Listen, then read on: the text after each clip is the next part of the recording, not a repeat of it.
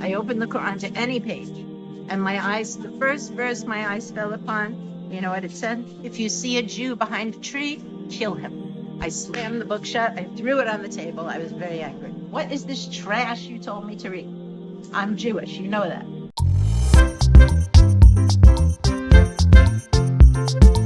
Assalamualaikum warahmatullahi wabarakatuh. Ketemu lagi di channel Adama Entertainment, channelnya tentang video Islam dan juga kisah mu'alaf. Sebelum mulai, jangan lupa untuk like dan juga subscribe ya. Tanpa panjang lebar, ayo kita saksikan. When I was a child, my religious education was through the Reform Temple. So Reform Judaism is like Judaism light, L-I-T-E. When I came back from Israel, I wanted to really learn what it meant to be Jewish. So I started going to a conservative temple in New York City, which was near my apartment, and I took some classes there. But in those classes, the emphasis again seemed to be on the Jews as people, not on God and not on the relationship between the person and God, their creator. And that's really what I was interested in. So after a while, I stopped going to those classes because it sounded like the same thing I had already learned. And that's not what I wanted. It wasn't what I was looking for. I'm a student at NYU, which means I spent a lot of time in Washington Square Park. One day in Washington Square Park, a very handsome, older African-American gentleman turned to me and said, "Do you believe in God?" And this question was totally out of the blue.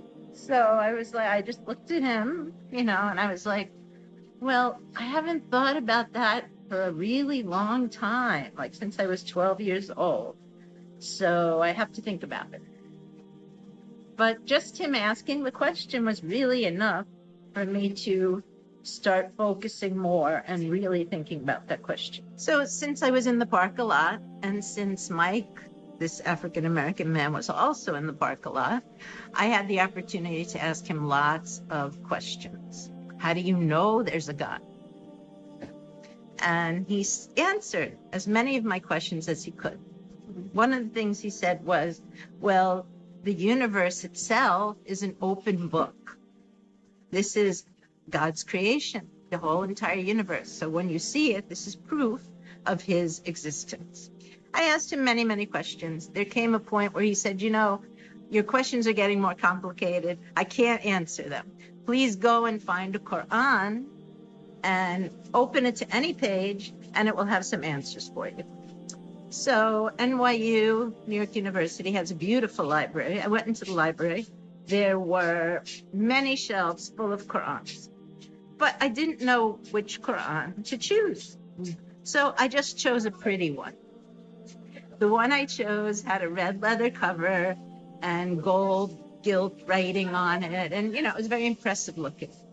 So I did as he told me. I took the Qur'an. I sat down at a table, the library table. I opened the Qur'an to any page. And the first verse my eyes fell upon, you know what it said? If you see a Jew behind a tree, kill him.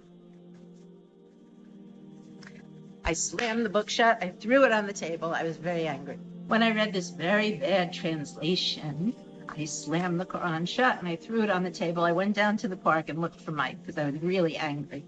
And I didn't find him for a couple of days. So my anger was stewing inside of me. And when I did find him, I said, what is this trash you told me to read? I'm Jewish. You know that. So this book is telling me that I should kill Jews. He said, well, what Qur'an did you get? And I described the Qur'an with the gilt red leather cover, translated in the 1890s by a man named George Sales. So Mike told me, George Sales was a Christian missionary in the Middle East, translating the Qur'an so that he could bring people to Christianity. He hated Islam and he hated Muslims. Please go to a mosque and get a real Qur'an. So I did that. I went to the nearest masjid. Now, by this time, I knew I should be a little bit modest going to a masjid. So I had a long Indian print dress and had a shawl over my shoulders, and I walked to the masjid. And when I get to the masjid, there's another African American gentleman. He's standing at the door like this. He's the security guard. And he said, yeah, what do you want here? And I said, I'd like to get a copy of the Quran. And he said, you Muslim? I said, no, but I'm interested. He said, well, you got to cover your head before you go in here. So I took the shawl that was on my shoulders. I put it on my head, right? And I said, okay, now. Then he says, you married? So I knew where this was headed. I said, no, I'm not married. I'm not interested in getting married. I'm interested in the Quran. Can I go inside? So finally he opens the door and I just waited. After a short while, a nice, handsome man came. He had his head covered with something. He was dressed like a Bengali. And he sat down and asked me, yes, sister, what is it that you are here for? What would you like? Welcome to our masjid. He was very nice. And I said, I would like a Quran. So he said, okay, we have this Yusuf Ali Quran. It's a good translation. And of course, the Quran can never be exactly translated. You have to keep in mind that it's in Arabic, and this is the best translation we have. So I was very happy. I took the Quran. I went outside again, took it home with me, and started reading. And it wasn't like any book I had ever read before. It didn't seem to really have a beginning or an end.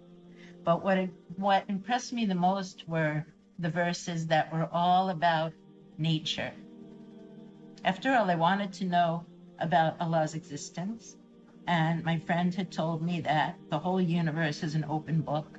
And here in the Quran, this open book, Allah subhanahu wa ta'ala is describing his universe and all the things he created. He said, don't you see the stars? Don't you see everything around you and the beauty of it and the animals that you can eat and that you use for riding and that you get milk from and the bees that give honey? And all these verses were just very fascinating to me. By reading the Quran, I really did start to believe that, okay, there's a creator, there's a God. He created all these beautiful things. And he started to show me those things very specifically. I asked for a sign, and he gave me signs. The beautiful rings of Saturn, we were just seeing the first satellite pictures. So there are these perfect rings, the perfect shape of a flower. The fact that clouds are different every day and that the sky is different every day. All these things pointed me toward a creator. But I still didn't understand that I had a relationship with this creator. I talked to my friend Mike about it. I said, you know, I have friends, but I still feel very lonely. And I'm wondering if God created me, you know, what is his connection to me? What is his relationship with me? And he said, well, you know, there's a number you can call to ask this question. You can actually call God. I said, oh, come on. What are you talking about? He said, yeah, there's a hotline number. It's 33 33 34. So then he explained that you say 33 times, Subhanallah, which means glory be to Allah. Alhamdulillah, which means all praises to Allah. And Allahu Akbar. And if you say each one of these 33 times, and the last one 34 times, you will feel connected to Allah, like a telephone connection. And I looked at him, I'm like, oh, really? But I decided to try it. And I started doing that. I would be walking to work or walking to school, and I would just start saying, you know, Subhanallah, Alhamdulillah, Allahu Akbar. And it really did make me feel that God was with me. He wasn't far from me. In the Quran, Allah subhanahu wa ta'ala tells us he's closer to us than our jugular vein, than our jugular artery. And we know that if we cut this artery, we will die. So Allah subhanahu wa ta'ala is the life force within us. And I started to feel that. I started to feel more alive because of it.